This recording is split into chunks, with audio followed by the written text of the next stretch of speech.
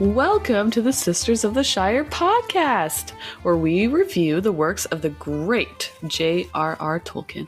Today we are continuing the last section after the Silmarillion, called Of the Rings of Power and the Third Age, to avoid any spoilers or to prevent your brain from exploding from confusion. We recommend starting at episode 1, as the Silmarillion has many backstories that can be tricky to understand. But hey, that's what we're here for. I'm Ashley, and I will be explaining the story to you, our listeners, and to my co-host, Abby, who is new to the Silmarillion, but as I'm sure many of you are, no stranger at all to Middle-earth. It is our quest to make Tolkien's wonderful stories fun and easy to understand. So grab your maps, sharpen your swords, and don't forget your handkerchief as we start today's adventure. Let's go! Let's go! So, how man. are you today, Abby? Oh gosh, sorry.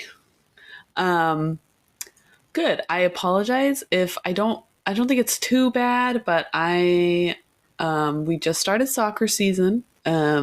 So I am coaching. Is your voice gone? 5 days a week. I've coached 2 teams, and my voice is starting to go down. It's starting to lose it. But I think it's going to be okay.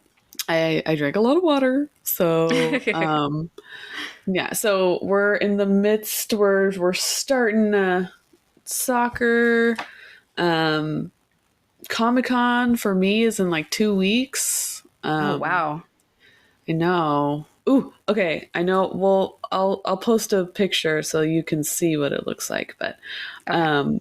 So you guys know, I said before that I'm going to be, me and my friends are going to be the 3 fairies from Sleeping Beauty, and I'm the blue fairy, and I've been helping my friend who is Flora, the red kind of pinkish fairy.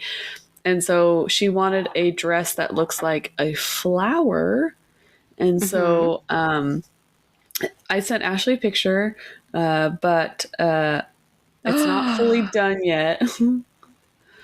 Brianna's wearing that? Huh?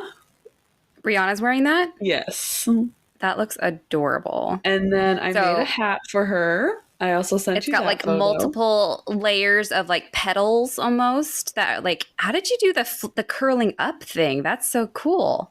There's so you wire kind of like in there. curl up at the edges. Yeah. Oh, okay. That makes more sense. And then I made her a hat. That looks adorable.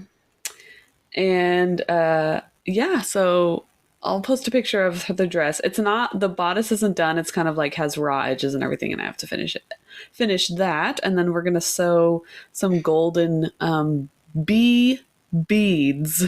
That's hard to say. Bumblebee, honeybee beads down at the bottom of the dress. Cute. Sorry, that reminds me of, I don't know if it's such a weird pull, but it's from Arrested Development. And there's a scene where the sister, who's like never had a job in her life because she's always like had money from her parents, she's like, I have a job, I'm into something new. And her 2 brothers are like, are in the room, and one of them was like, what is it? And she's like, beads. And her other brother's like, bees? Like, no, beads. He's like, beads? Like, really? And then her other brother's like, I don't think he's on board. But I love, it's like one of my favorite scenes. Beads. Well, that hat looks adorable on Brianna. I know, hope right? You guys and it has a wire in it as well, so you can curl the end of it, like however you want. So cute. I'll post pictures on our Instagram so you guys can see my cute Flora, the good fairy. One of the good fairies from. Oh my gosh. Okay. Just to like tie it in with Tolkien, what if there were girl Istari? Oh. Wizards. These could be like the girl wizards, because it kind of looks like cute. Gandalf's hat.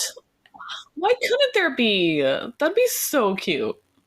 Right? Like they kind of look like forest, like dryad, druid, nymph things. Yeah. Oh my gosh. Dang it. That'd be so cool. That would be cool.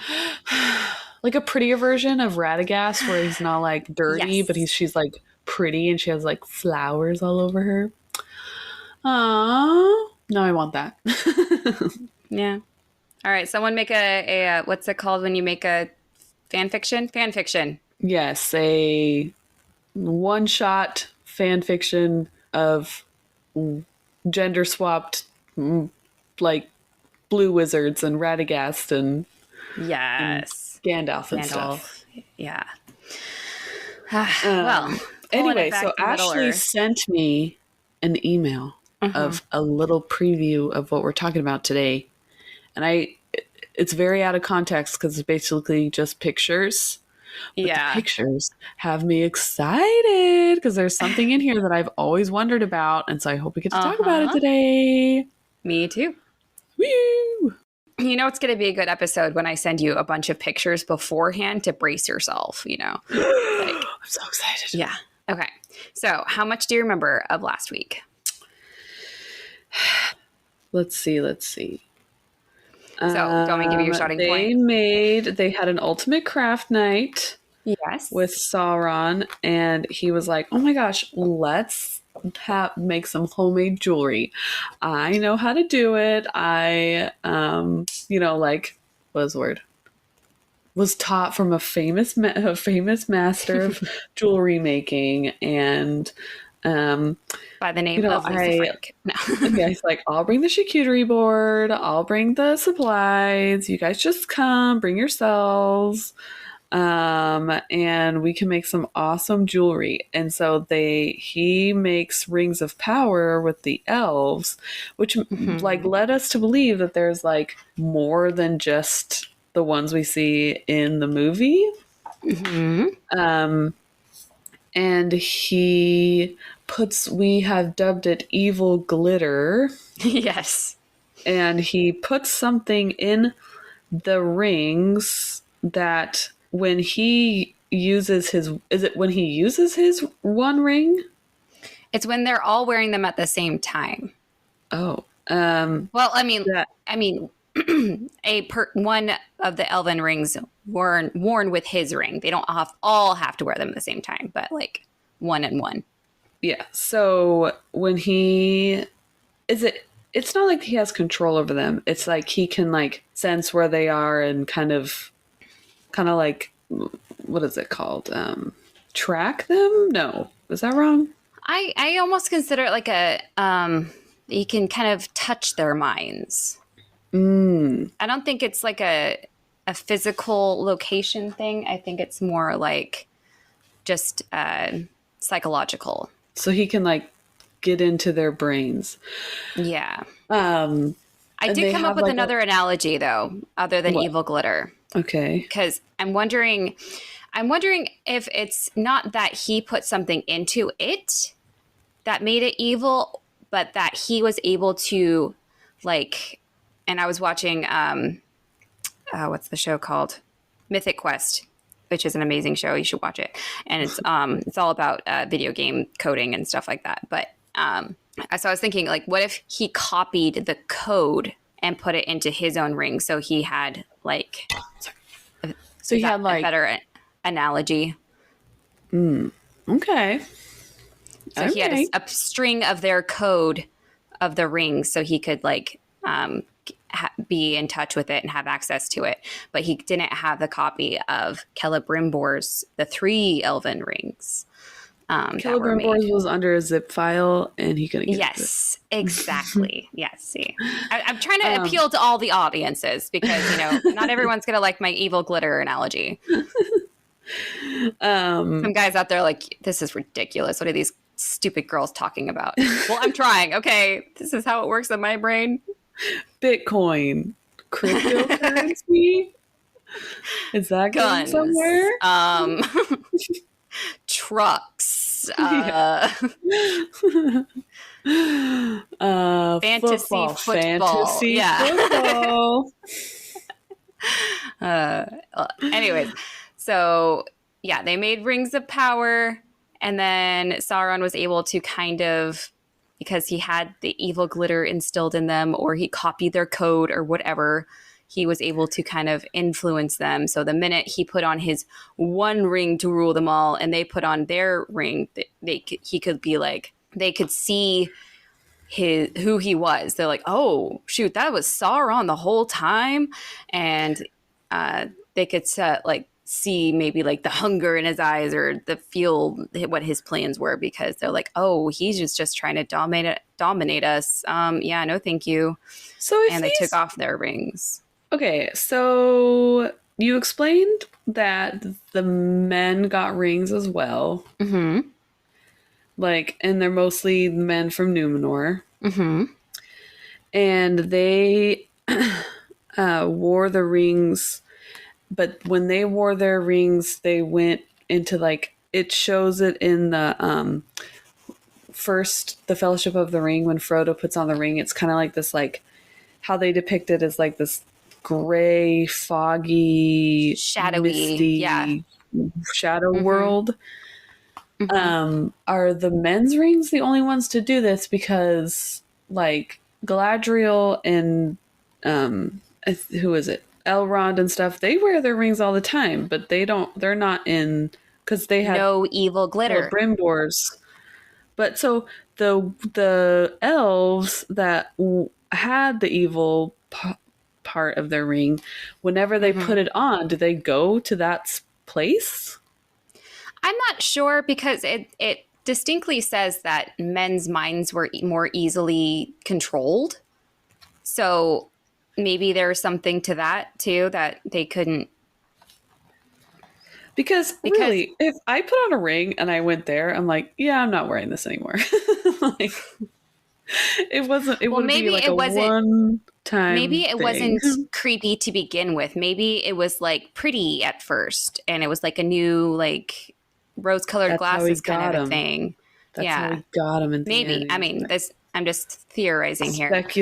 Speculating. Yeah. But anyway. Because it says specifically that he couldn't really get it to work with the dwarves with their rings, because they were so stubborn and so hard-headed and didn't like to be controlled.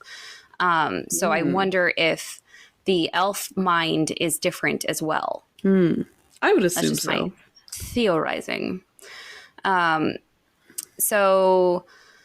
yeah, his disguise as Anatar, the Lord of Gifts, it got blown when he made all the rings with the craft knight. You think he'd know that? Because really, it's like they get one wear out of them, and then they're like, oh, and he's like, that didn't last long. Yeah. It's like, dang it, I should have waited longer. Yeah. So as soon as they take their rings off, they're like, yeah, we don't want to be friends with you, Sauron. We know it's you now. And he's like, I thought we were friends. I gave you all these friendship rings. And, if you don't want them, then, I'm going to take them back, because you couldn't have made them without me. And this is like a copyright infringement. And I don't know. Yeah. I'm sending a cease and desist. Yeah.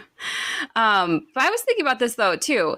It doesn't explain very well like the timeline of the craft ring night that we're calling this, which could have been like over years, I don't know, and also him making his own ring in Mount Doom, so which is not that close by, like not that exactly take a while to get over there, right? So he's gonna go maybe start the craft night, and then go back to Mordor in his like fair hue, and all the orcs are like, who the heck is that? Like, Master? It's me, guys. Don't worry. And then he'd have to go back, like, without being noticed. Like, I don't know.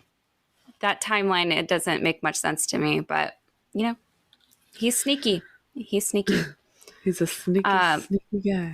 So once they have the whole copyright issue, the elves try to run away, and they're able to save 3 of the rings. Narya, which was the ring of... Remember which ring Narya is? The land? Fire. No. Fire. And then Nenya, the ring of... water? The ocean? Uh-huh. Yeah. And Vilya, the ring of... the sky? Air? Oh, okay. And those rings, we said, were different from the rest because they were made only by Celebrimbor. And they were, of course, the most powerful, and because they were like, like the first pancake you make isn't that great, but by the time you start learning and getting better, the last pancake's a lot better. So this was the last pancake versus the first pancake. And so this, of course, these 3 rings, they're the ones that Sauron wants the most. So bad that he continues to try and find them and declares war on the elves of Eregion to get them back. Whoa. He really wants them rings. He really wanted them rings. Luckily, the elves were smart and had them taken to... 2 of them were given to Gil-galad in Lindon, and 1 was given to Galadriel. Doesn't say how that happened, but sure. But, of course, Sauron doesn't know that. He attacks Eregion anyways and crushes them.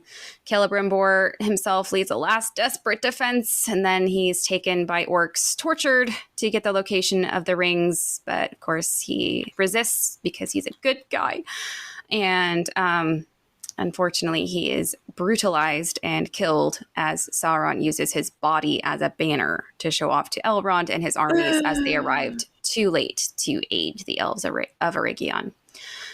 Some of the remaining survivors do join Elrond's host until they're forced to retreat. Others escape into Khazad-dûm, the nearby Moria dwarf city, and they're led through the mountains to Lorien. And the dwarves are actually helping out this during this battle, and they kind of fight and cover the elves' escape and help Elrond's army to retreat. And then Khazad-dûm. And then we had that really cool vision of Elrond and Durin being like, I got it, buddy. Yeah. Brother. Mm-hmm. So we don't know how many rings Tell my wife I love her. Tell her yourself. So we don't know how many rings were in total made and how many Sauron was able to get back. Obviously not the 3 main elven rings, but he did regift the rings that he was able to get to 7 dwarves and 9 men. As we were talking about before, the rings only seem to make dwarves more greedy and kind of that dragon sickness that it talks about a lot in the Hobbit. But men, it just seemed to help them, gain glory and great wealth at first, and then they kind of start living longer and longer, and until they become pretty miserable. And like we talked about too, they become invisible when they wear the ring. But it's not like I wish they explained more what Bilbo saw when he put on the ring. Yeah. Versus Frodo. And have you seen that thing about Sauron's eye? Seeing Bilbo just randomly to put it on and take it off. What? Who was that? Yeah. Who? Huh? Who's that? So eventually these 9 men fall under Sauron's domination, and they become the Ringwraiths, the Nazgûl, neither living nor dead. Yes. Which I wish there was a story about that, how they turn into that. Oh, me too. And there's surprisingly little known about the Nazgûl. Novella about it. Yeah. So this week, we're just going to pick right up where we left off. Sauron has just destroyed Eregion, passed out the rings to his new BFFs. Quote, now Sauron's lust and pride increased until he knew no bounds, and he determined to make himself master of all things in Middle-earth, and to destroy the elves, and to compass, if he might, the downfall of Numenor. So compass I thought was a weird word here, but apparently it also means to accomplish something. So in other words, he wants the downfall of Numenor to happen. You might get that wish, sir. Mm-hmm. But he doesn't know that yet. So Sauron's doing pretty good for himself. He's checking things off his to-do list. His followers are growing. He's trending. He's just doing great. So the next thing on his to-do list is to destroy the elves. So he actually made some pretty good progress on that. He just took out a bunch of them in Eregion. And then causing the downfall of Numenor. He hasn't actually had a ton of interactions yet with the men of Numenor, but they've been on his list for a while now. You know, they were the men that neither him or Melkor could sway to their side in the War of Wrath. So, you know, they didn't like me. They didn't choose my side. So therefore they must die. Whenever you say like he had like a list, dude, always, what does it remind us of? Tell no one. Yeah. Solve world hunger. Tell no one. 5 o'clock. Jazzercise. Dinner with myself. Dinner with me. I can't cancel that again. That's the best. The similarities between Sauron and the Grinch are actually okay. Different ending though. Anyways, so mainly he wants to get rid of these elves and men because he doesn't want anything standing in his way. Apparently he was just kind of indifferent towards the dwarves. He's like, they are stick to themselves anyway. They're not really getting in my way right now, so I'll not worry about them. But these elves and men, they're just thorn in my side. They're just the worst. They're the worst. And he doesn't want any rivals because now he wants to call himself the Lord of the Earth. What? Like, I'm giving myself nicknames now. Can you do that? Remember that Sauron's disguise as Anatar has been blown. Everyone knows it's Sauron. And, you know, he's obviously not sorry, after all, for helping Melkor because he's up to no good even without him around. So the jig is up. Quote, and those who perceived his shadow spreading over the world called him the Dark Lord and named him the Enemy. So this is before Numenor, like, died. Right. Okay. Mm-hmm. So if they knew this beforehand, how come all that stuff still happened? Did he hide his identity again? We'll get there. Okay. So okay. Sauron is really starting to build up his forces. He's, you know, fitting into his crown and his rule, and he's just starting to gather all the orcs and other creatures that were under Melkor before. It's just like a big reunion. It's just, you know, he's handing out uniforms and just really having a great first orientation day. The elves refer to what is it called? What is his like Mordor? Barad-dûr? No, orientation like class, like conference for all the bad guys. Helping Master become Lord of the Earth. Make Middle Earth Morgoth again. The Sauron way. With the Sauron technique. They have hats. Yes. They have hats, magnets, bumper stickers.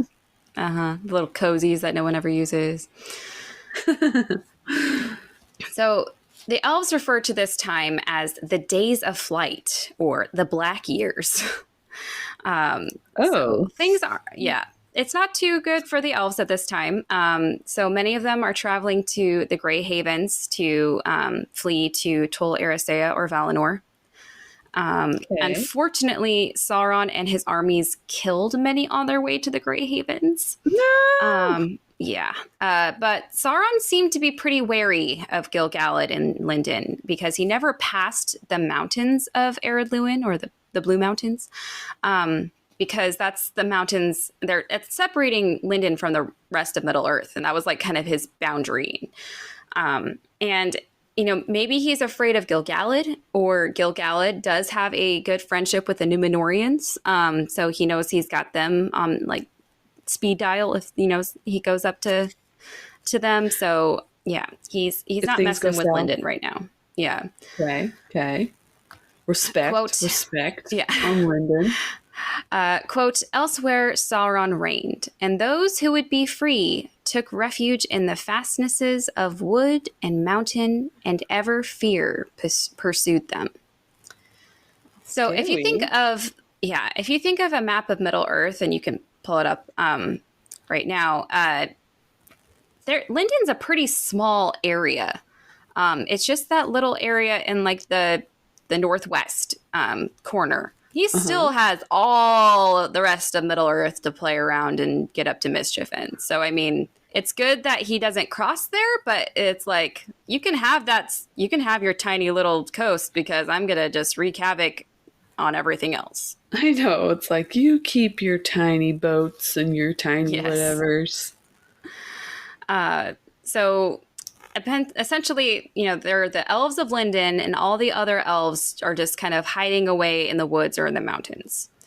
Quote, "In the east and south, well nigh all men were under his dominion, and they grew strong in those days, and built many towns and walls of stone. And they were numerous and fierce in war, and armed with iron. To them Sauron was both king and god. They feared him exceedingly, for he surrounded his abode with fire." Whoa. I love that detail. Like, dude, that guy's got fire around his house. Like, we're not messing with that guy. Like, that's pretty bad. That's pretty bad. So, I mean, that's metal. Yeah. But I find this interesting that they're actually thriving with Sauron as their leader. I mean, not for good, obviously, but I mean, I always thought of, the men of the East and the South were always kind of pro Sauron, but, I never pictured them as a strong people with towns and walls of stone. Like, there was Rohan and Gondor, and then we're like shacks and hovels, like just twigs, But when apparently they were thriving. when you look at like when the Easterlings come in the movie, right? They're like decked out. They're like, they've got like nice stuff, know? Yeah. They got olifants, for goodness sake. Those ain't cheap, Needless to say, do you know how much those olifants set me back? And they feed like none other, man. Just keeping up with the feeding. I had to take out a loan. I got a second mortgage. So needless to say, Sauron is doing pretty well for himself and his Middle Earth domination goals. And this is when our two timelines converge, because this is when our Farazan comes to challenge Sauron. Oh, so he sees Sauron as like another king that he can. But I also find it funny that our Farazan's like, well, if Gil-galad can't, destroy him or fight him, then I'm gonna do it. Like I'll save Middle Earth. Apparently, I'm the only one that can do it. Yeah. Quote, "So great was the power and splendor of the Númenóreans in the noontide of their realm that the servants of Sauron would not withstand them. And hoping to accomplish by cunning what he could not achieve by force, he left Middle Earth for a while and went to Númenor as a hostage." So this is the time when he's like, "Oh, you got me. Yep. You got me. I guess I gotta go to Númenor now." And, it said this earlier, but in the book, but I wasn't sure exactly when to explain this part.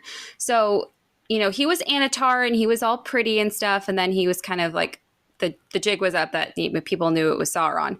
But he can still make himself appealing and pretty to the men that he's dominating, or to our Farazan. He can change his shape and look however he wants to. He hasn't lost that power yet. It's only after ability. It's only after the downfall of Númenor that that happens. Do you think he's like, like he has to think about it, like what would impress this certain guy? Yes. Like I can't be as cool looking as he is. Right. But also, and I really do feel like he would like think about that though. Like Do you think he's like I want to be just cool enough that our Farazad's like, man, I want to be like that guy.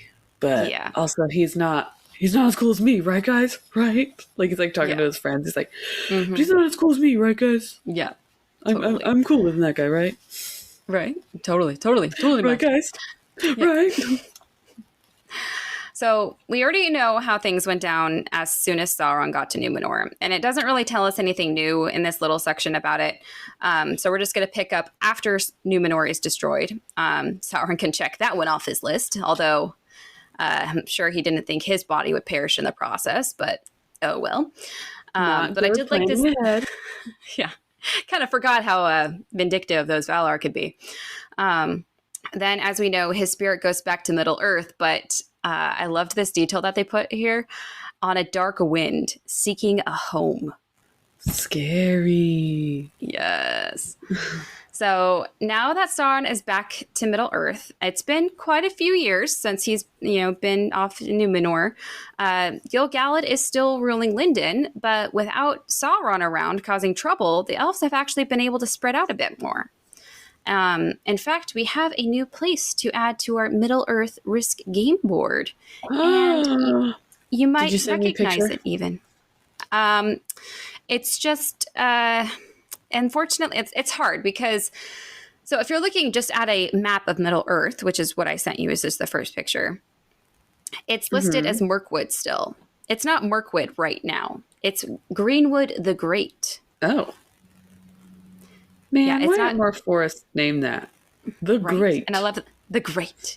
And so if you're not looking at a map, it's kind of in the middle-ish. It's to the east of the Misty Mountains. And obviously, we did go there in The Hobbit. That's where that's when it is Mirkwood and it becomes all like spooky and they get lost in there.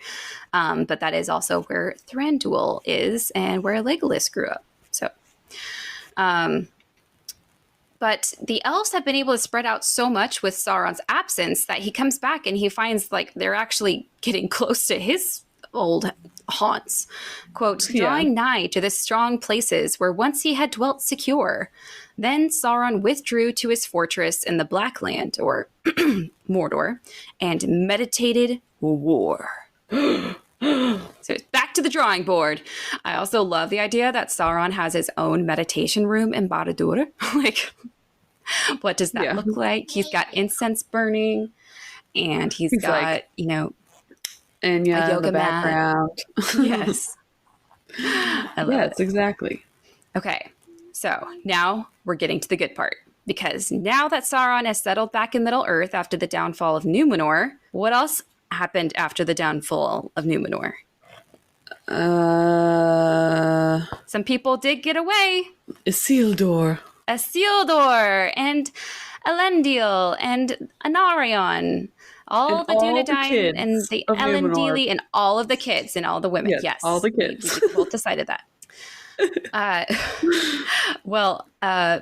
Get ready for this, because this is what happened to their ships after the downfall of Numenor. Quote, they were mighty men, and their ships were strong and tall, but the tempests overtook them, and they were borne aloft on hills of water, even to the clouds, and they descended upon Middle Earth like birds of the storm. What? They rode in? They rode in on a tsunami?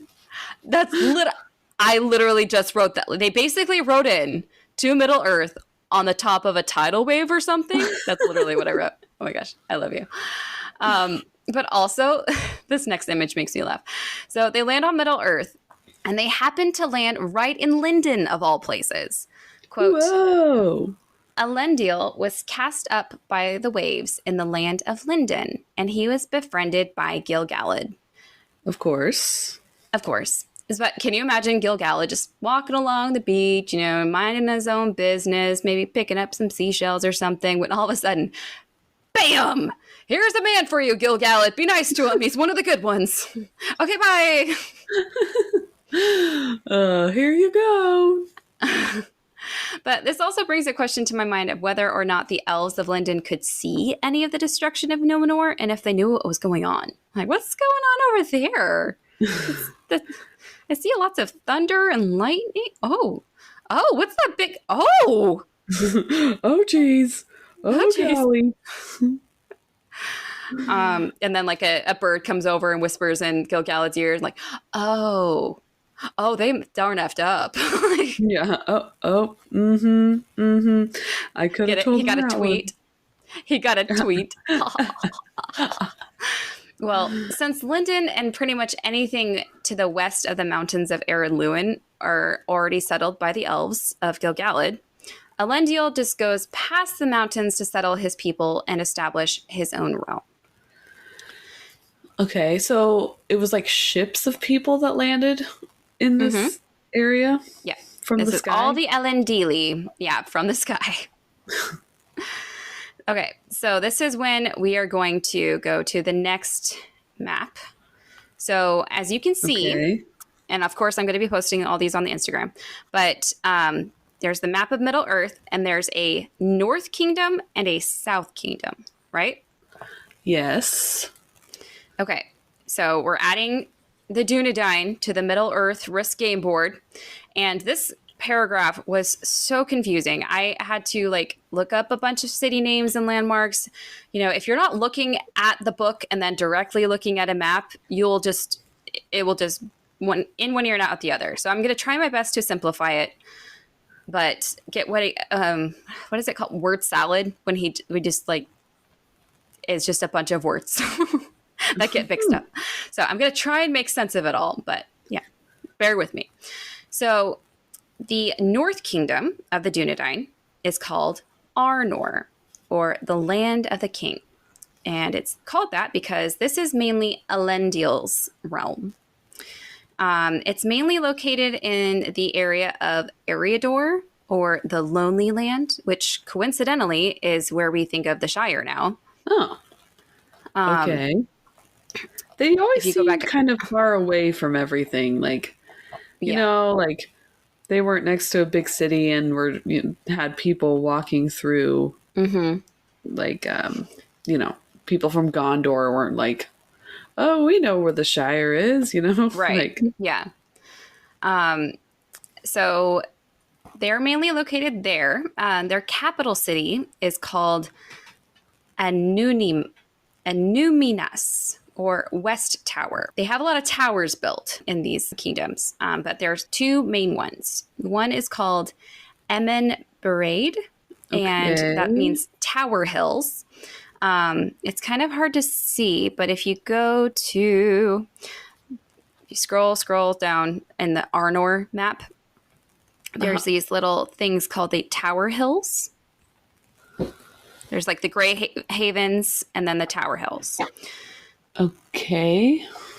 So that was actually a gift from Gilgalad. He had these towers built near the Grey Havens. And then also there is a tower on the top of, not sure if you've heard of it, it's called Amon Sul, or Weathertop.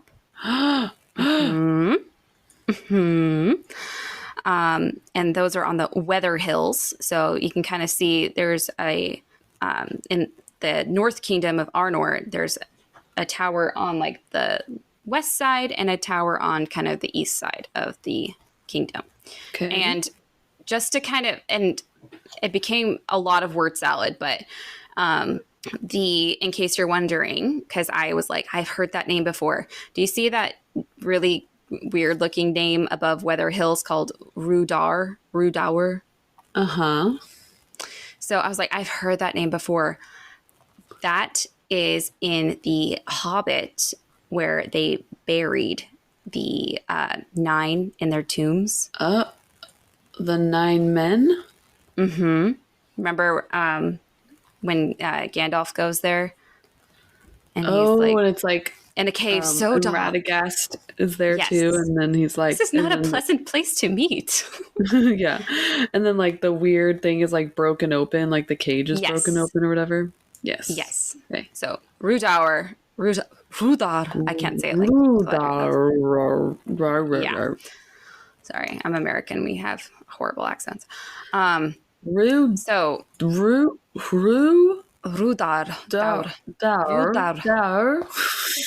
Something like that. Dour. I sound like those toys that you flip the tube and it's like.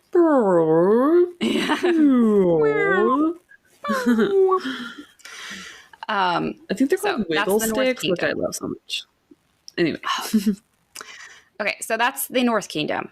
Then we have the South Kingdom of the Dunedain, which is called Gondor. Not sure if you heard of that one. also known as the Land of Stone. And this was established by Elendil's sons, Isildur and Anarion. Do you think they call it the Land of Stone because there's a lot of like limestone everywhere or whatever, marble? Yeah, because it looks like a lot of stones. Because they named their place like the White. Is it the White Tower? No, the like main city. We might get there next week because unfortunately a lot is going to happen. Okay, we're going to call it one thing now and then it's going to change because this is Tolkien. Fine. So some of this was actually set up by the Númenóreans before the downfall of Númenor, when they would just kind of like come and visit. Remember when they had their summer homes in the south of Middle Earth?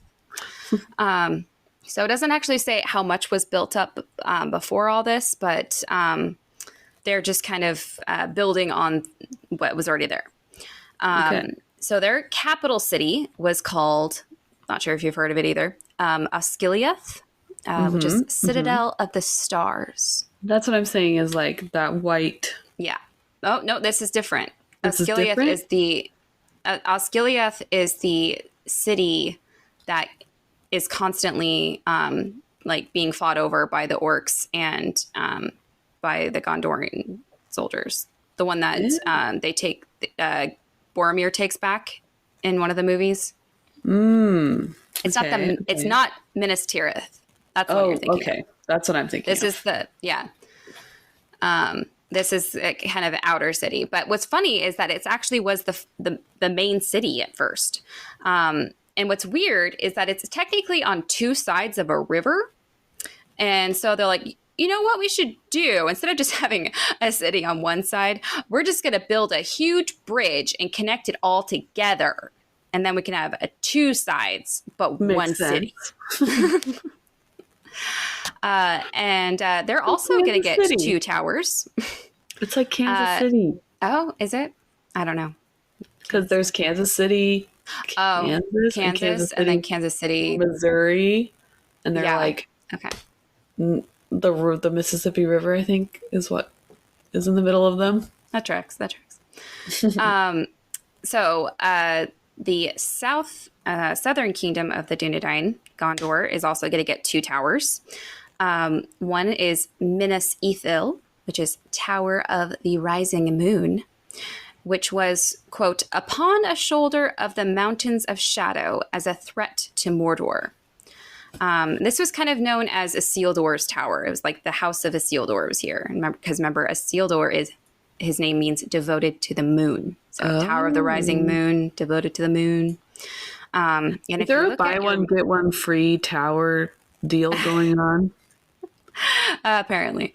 But if you look at that map that I sent you of Gondor, it really is right. There's like a little peekaboo spot between the mountains there, a pass that Frodo and Sam end up taking. But Minas Ithil is right overlooking that kind of peekaboo path. Do you see it? Did they not show this tower in the movie? We'll get there. Because everything's going to change. Once you get it all down, it's going to all change. Yeah. Okay. Fine. So we have Minas Ithil, and then we have Minas Anor, which is Tower of the Setting Sun, which was, quote, made as a shield against the wild men of the Dales. So if you look at the map, Minas Anor is kind of at the bottom left corner. And it was kind of made to fight against the Southlanders, I guess, the wild men of the Dales. I like the wild men of the Dale because that sounds way cooler. And I feel like it needs to be like a gang name, like a motorcycle gang, like on the back of the leather jacket, Wild Men of the Dale. I like it. So Minas Anor means Tower of the Setting Sun, and this was known as Anarion's house because remember his name is Sun. So we have the Tower of the Setting Sun, Tower of the Rising Moon, devoted to the moon, sun. It's all connected. Quote, but they shared the realm between them, and their thrones were set side by side in the great hall of Osgiliath. So they ruled the south together, and then their dad ruled the north. So that's the south and north kingdoms of the Dunedain. We have Arnor, Gondor. Make sense? Yes. Okay. You ready for this? Okay. Quote, these were the chief dwellings of the Númenóreans in Gondor, but other works marvelous and strong they built in the land in the days of their power, at the Argonath, and at Aglarond, and at Eric, and in the circle of Angrenost, which men called Isengard. They made the pinnacle of Orthanc, of unbreakable stone. Okay, so are you ready to hear about all the monuments that the Númenóreans of Gondor built? And yes. Can you believe that Tolkien just listed them off like that and just expected you to know what they were or remember them for later? Because he literally just says them like that and then moves on. It's so rude. So anyway. Yeah. And do you know how many rabbit holes I went down trying to simplify this one paragraph for all of you? I want you to know what I went through. You put in the work. I did. Okay, so we're going to start with the Argonath, or the Pillars of the Kingdoms. I have been excited to learn about. Yes. So in case you don't know, or it's like, I remember that word, but I don't know what it is.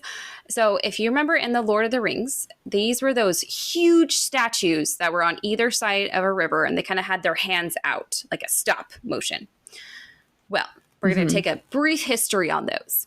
So they were made to mark the point on the river Anduin, which is kind of like the main river in Middle-earth. Everything is like the Anduin. It was kind of a warning that no strangers were allowed downriver of the Anduin without permission. So that's kind of why they have like these stern faces and they have their hands out in like a stop signal. Dude, so cool. I wish that someplace in the world had something like this. It's so cool. Right?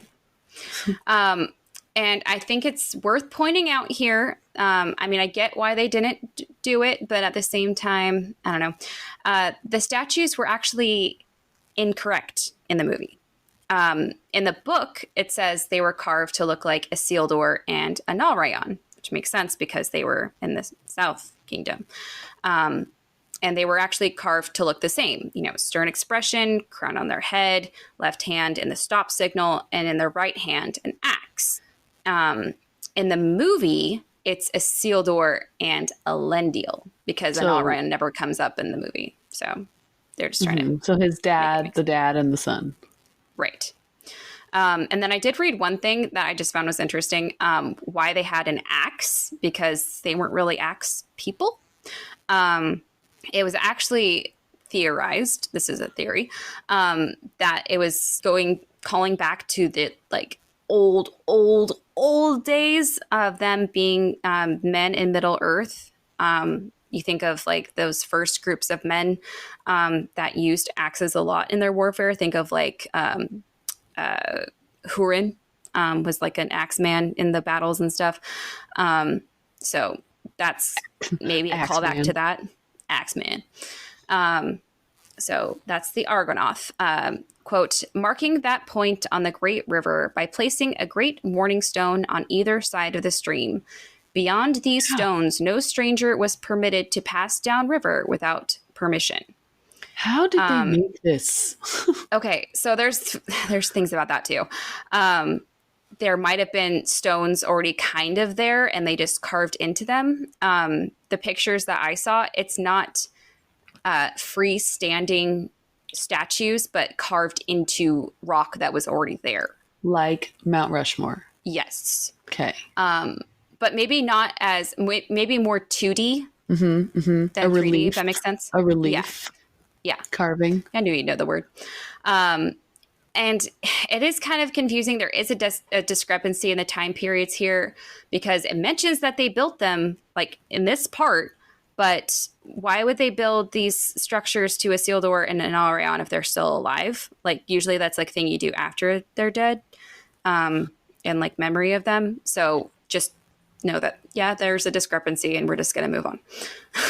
Honestly, I think the axes would have been crazy cool, but I love the helmet on Isildur. Look at the one in the movie, like his cool like battle helmet, Oh yeah, yeah, like the because Spartan look. that looks more like don't cross us, Yeah. like you stay So away. are you looking at the picture that I sent you Yes. of the book versus the movie? Hmm. So I mean, they're both pretty cool. I would take either in this world. Yeah. If someone could make that a reality, that would be so cool. Hmm. Yeah. Okay, so that's the Argonath. Then we have the Aglarond, or the Glittering Caves, where you will never guess. I was shocked when I found this out. Is actually the fortress at Helm's Deep. Oh, Remember them talking about but the cave where all the men and or the women and children went during the battle? yeah, but it just looked like Well, a basement. uh-huh. Yeah, they do not do that cave justice in the movie. Because here is a description that Gimli gave in the Lord of the Rings book. I'm not sure which book, honestly, at the moment, but this is just rabbit hole people. I was in the rabbit hole. There's certain things you just kind of have to look past. But this is what Gimli described it as, quote, gems and crystals and veins of precious ore glint in the polished walls, and the light glows through folded marbles, shell-like, translucent as the living hands of Queen Galadriel. Whoa. Man, So, they could have made that sparkly so much cave. cooler. Yeah, Maybe, hopefully, crossing fingers, season 2 maybe. of Yeah. Rings of Power, we get to see the glittering caves because that would be Mm-hmm. amazing. Mm-hmm. Hey, we got Casa Doom. We can get glittering We did. caves. Yeah. Yeah. I want glittering caves, please. Um, But I never knew that of course, the dwarf would Helm's notice Deep. this. Oh, of course. Helm's Deep was established by Numenor, which Oh, and the Gondor. Later, there's going to be a branch off of that becomes the Rohirrim and Rohan and stuff. And that's when they change the names. So eventually the fortress becomes known as the Hornburg. And then just the cave itself is referenced as the Aglarond. they dropped the glittering Yeah. descriptor. So that's Aglarond. Now, are you ready for one of the most random stories I've ever heard in a Tolkien universe? Go for it. All right. So we have the Hill of Erech. And I know it sounds like I'm saying Eric, but it's Erech. So random. Eric. Erech. Okay. So it's not really about the Hill of Erech that's special. It's about the stone that Isildur put there. And this is one of those things that people are like still trying to figure out to this day. It's so freaking random. So apparently the story goes that Isildur brought this stone with him from Numenor all the way across Middle Earth and then just decided this is the place I'm going to put it now and buried half of it in this hill of Erech. Now, that doesn't sound too crazy, but let me tell you about this stone. It is a huge black spherical stone, more than 10 feet or 3 meters in diameter. Some poor horse had to take that darn stone. Yes. And apparently all it says that, like, why? He thought it'd be a good sign of his lordship over the lands in the area. Who did this? Who's Isildur. We have seen him make good choices throughout his life so far. But the funny thing is that, like, and I'm sure like the UFOlogy people are like loving this like little tidbit out of Tolkien, who's not a sci-fi guy like at all, but the stone seemed to just come out of nowhere. You know, you have all these like, you know, rustic and, you know, natural looking, you know, stone things. Then all of a sudden you had this big circle globe of black stone, and they thought it fallen from the sky and just landed there. Whoa. Aliens. Whoa. The story got way more interesting. Yeah. So the main There's aliens significant. now. So, I mean, does the stone do anything is like the main question. Like, is it a palantir? Is it special? It's not clear. It's probably not a palantir. But the main Biggest Palantir significance, ever. I know, the main significance of the stone and that the hint that it might have some kind of magical properties is that this is the stone that the king of the mountains swore allegiance to Isildur to fight in the last alliance war and then never showed. This is the shadow army, ghost army from Return of the King. So they swore on this stone that, hey, we're going to come help you fight. And then they didn't show.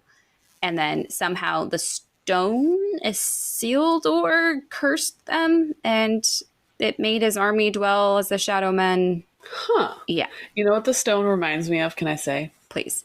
Do you remember at the Seattle Science Center? Yes. The giant Yes. stone? Yes. I will take Or a picture of that. There's one Yes. at Disneyland too. Yes. I will post pictures of all of the things because they make it. I've seen things where it like looks very natural and like okay, I could kind of see that working, and then like like the Disneyland rock, just like this huge thing in the middle of nowhere. So he's like, I am going to move this to a field. No, just area. I think it's on one of the maps, maybe the Hill of Eric. I could be wrong. I don't think it is. Yeah, but very random. Very random. So moving on.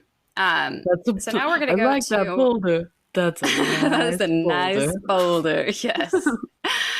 So now we're going to move to the Circle of Angrenost, Isengard, the pinnacle of Orthanc. Where they took the hobbits. Yes. Taking the hobbit. Okay. Sorry. So you get it. So Orthanc means Mount Fang. And then the Rohirrim later call it, possibly after Saruman turned towards Sauron, that the Orthanc means cunning mind somehow. It means both. Don't ask me how.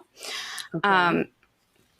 But they actually did a pretty good job displaying this in the movies. I always thought I never questioned why it looked so weird, but now I am like, yeah, why was it so circular on the outside? It had a big circle around it, and then a field or things, and then this big tower. Like it was an outer circle, and then it had gardens.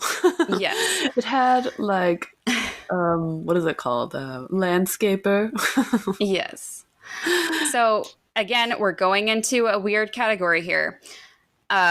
This circle might have actually been naturally made. Don't ask me how. Aliens. It's a cross. Yes. Yes.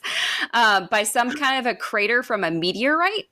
So the thought is that a meteorite comes, lands, you have the meteorite in the middle, and then you have this what is it called? Burst of crater. Yeah. But a scorch, it scorched the earth. It scorched the earth, but it also made things move outwards. So that it literally made a circle of rock. Blast radius. Well. That's what I'm thinking. Thank you. Yes. So it had this kind of already natural thing, and they just kind of built on it. So the blast radius made all these rocks in a circular formation, and they just built up a thick and rocky wall that enclosed the pinnacle of Orthanc. So that's the circle of Isengard, or circle of Angrenost, is the circle outer wall. Huh. And then the pinnacle of Orthanc was the peak of the Tower of Orthanc. And they actually did a pretty good job. It's marked by 4 razor-edged points, and between them was space where a man could stand. Apparently, you could only reach it by a stairway of thousands of narrow steps. Fun. So if you're ever wondering, how did they get up there? Thousands of narrow steps. And Saruman had some calves. Yes. Under his robes, just huge muscly legs. He did not skip leg day. No, he has one of those like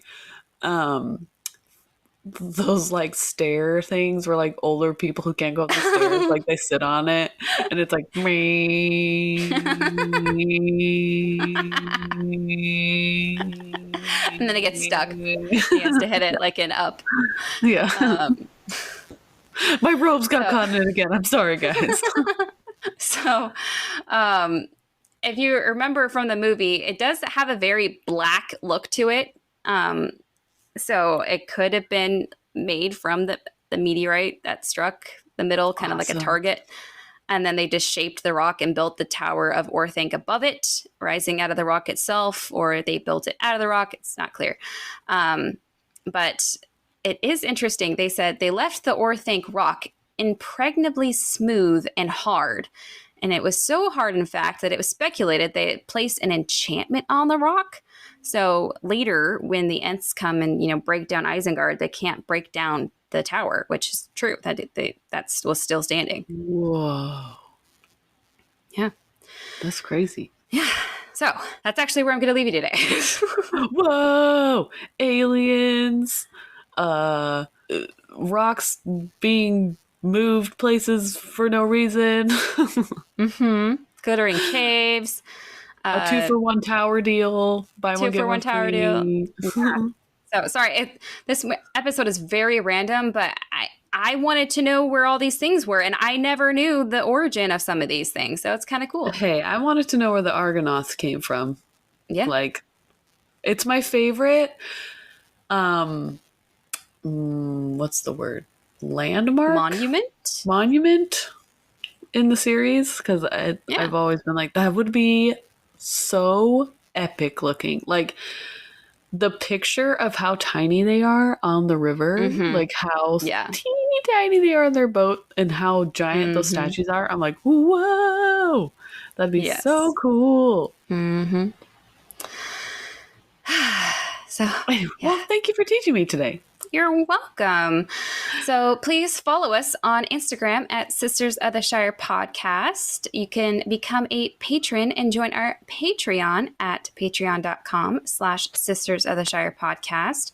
You can become a dwarf friend of the Shire, like our best friend, Dan. Sorry, I don't know if we're best friends, but I feel like we're best friends, Dan. I'm bringing us to that level. Best dwarf friends. Yes.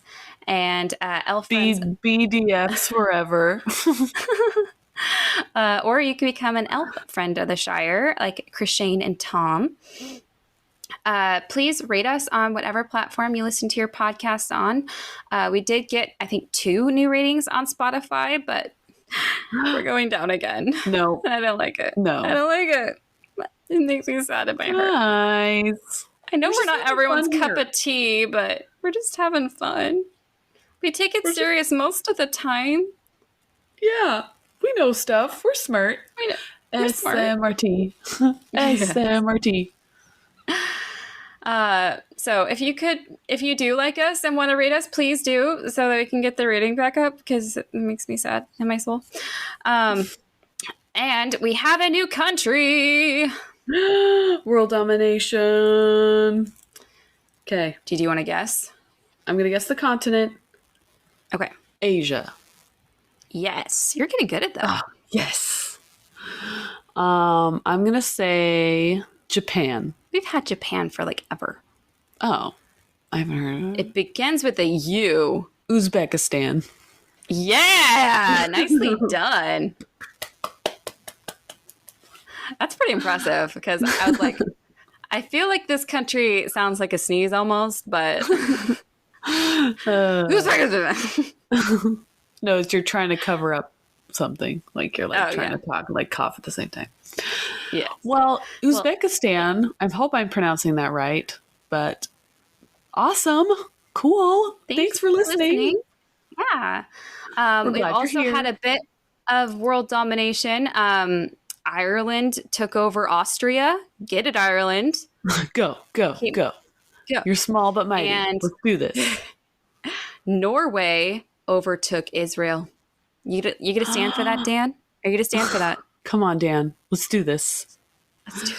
Ashley and I have also been in the talks of after this Silmarillion of the Rings of Power section ends, we are going to be officially done with the whole book. But we were talking about maybe doing some trivia rounds with some of our friends and listeners. So just, let that rattle around in your heads that and it might be for our Patreon subscribers. So we might have some guests on. If you want to be a part of this, then we would love to have you as a Patreon subscriber, and maybe we could get you on the show and we could do trivia with you. That'd be so fun. Show us your amazing mind of knowledge of Tolkien. I know you're out there. So, and you know what? I was thinking, throwing it out there as a thought of moving on after this of episodes in the future. So, and I was even thinking, because it'd be hard to coordinate between different Patreons, but I was thinking, depending on what your Tolkien level or your Silmarillion knowledge was going in. So if you'd read it before, you could maybe verse me because I taught it. But if you're learning it just from this podcast, like Abby was, then you could verse Abby. I'm the beginner level. Yeah. Hey, let's see how well I taught you and how much you remember. Okay. Oh no. It's on me now. There was a quiz. Yeah. Oh, there'd be a test, all right. Oh. Anyway, so if that sounds like something that you would enjoy, maybe check out our Patreon page and we'll get that, that ball rolling. I'm excited for it. And there might be prizes. Oh yeah, cool prizes.